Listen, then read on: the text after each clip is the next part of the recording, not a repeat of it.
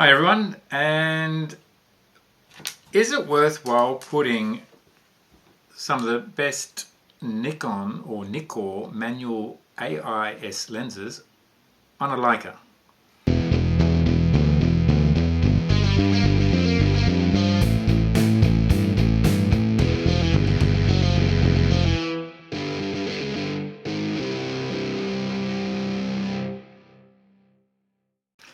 I'm going to be doing a bit of a lens shootout here. So we've got some wonderful Leica lenses. We've got the Similux 50mm 1.4, the Similux 35 1.4, and I'm going to be putting on and comparing those lenses with this Leica M240p, with the Nikkor 1.2 50mm and the Nikkor 1.4 35mm.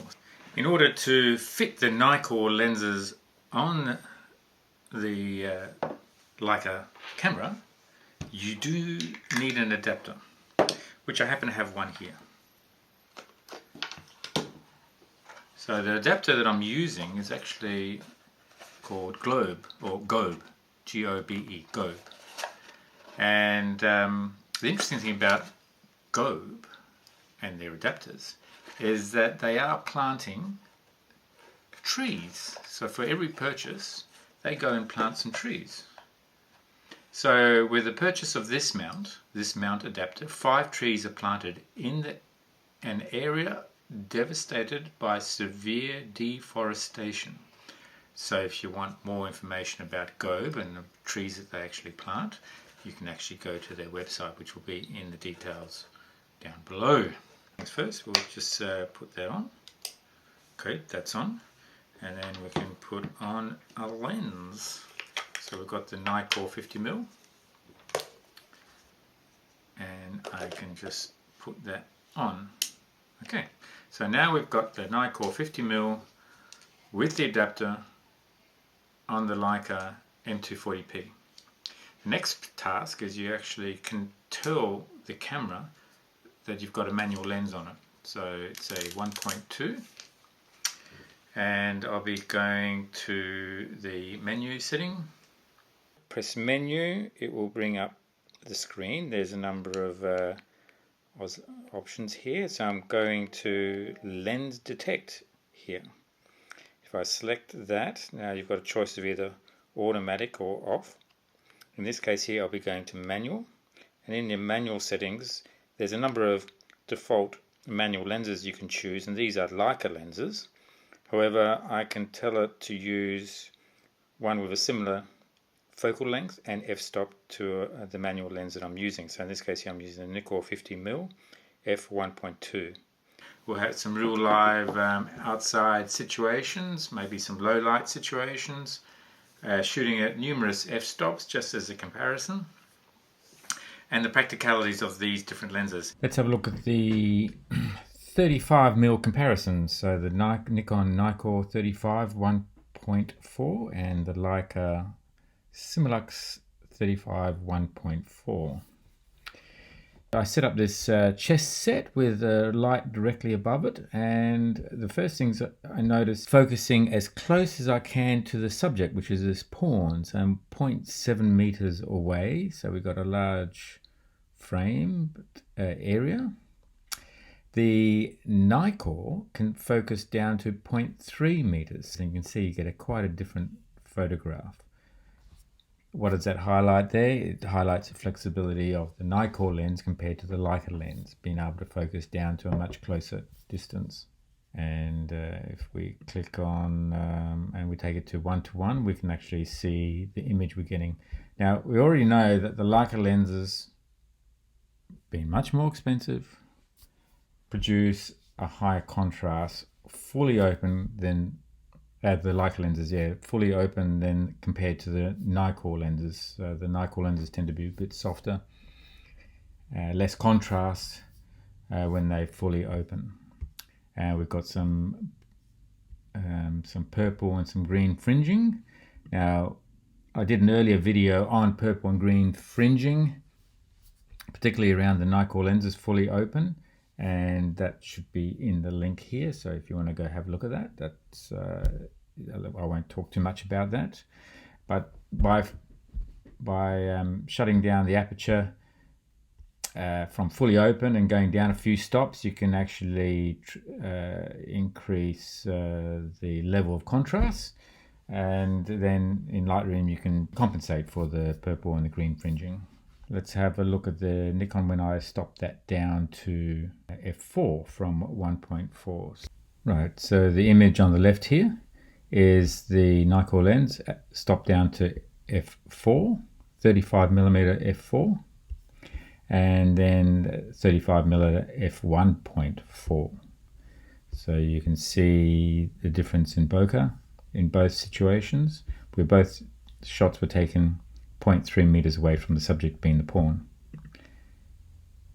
You can see how some of that fringing disappears also once you stop it down, and there's a high level of contrast between the photographs.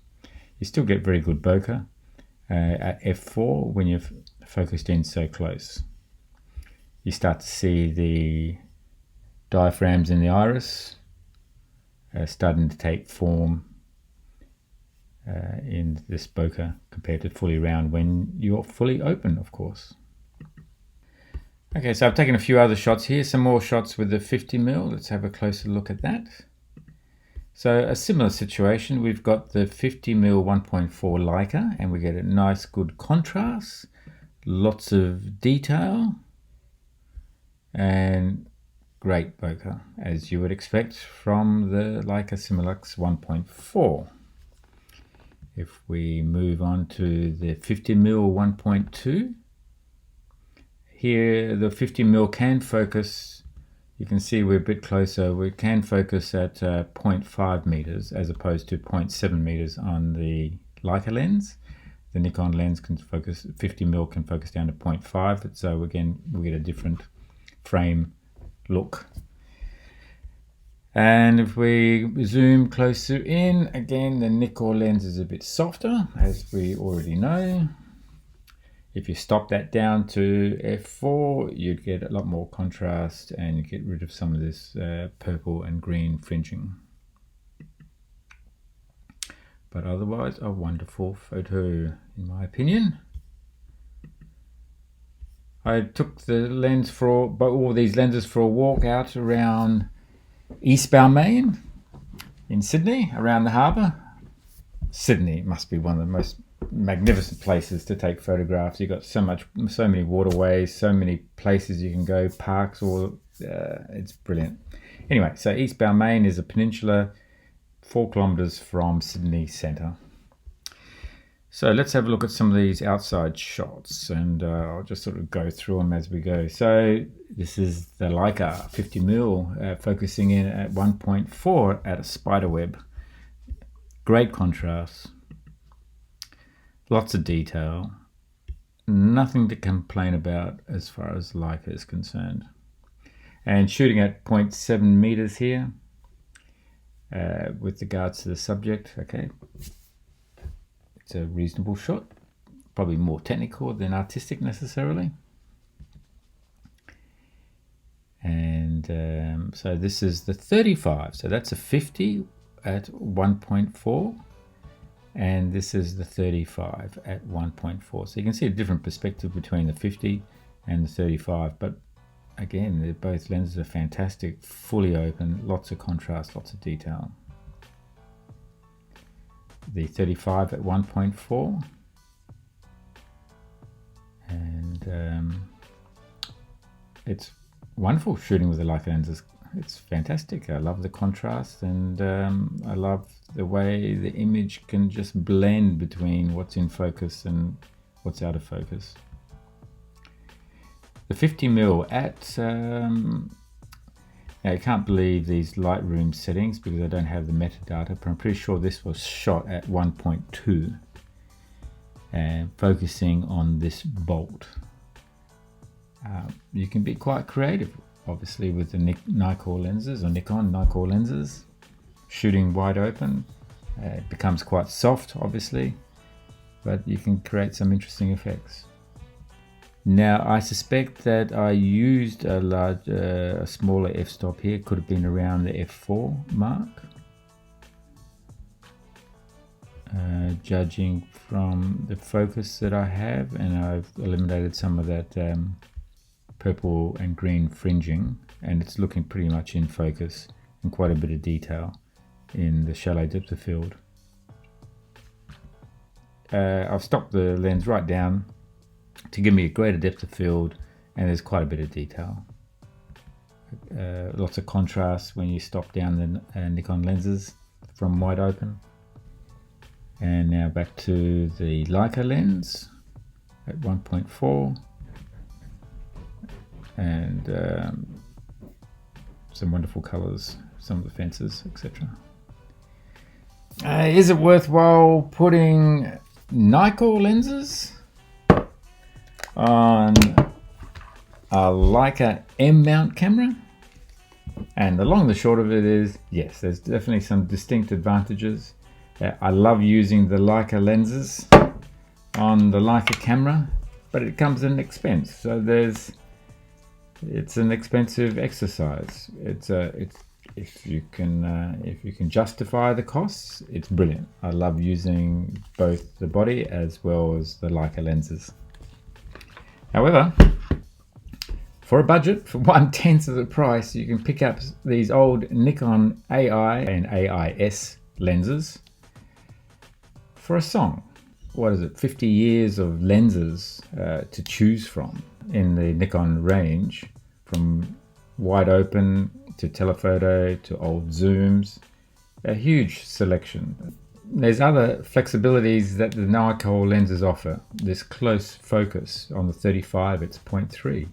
On the Leica lenses, it's 0.7. What's been your experience in putting other manufacturers' lenses on the Leica body? Interesting to get your comments. I hope you found this video useful. Subscribe, like, comment, and we'll see you on the next video. Cheers.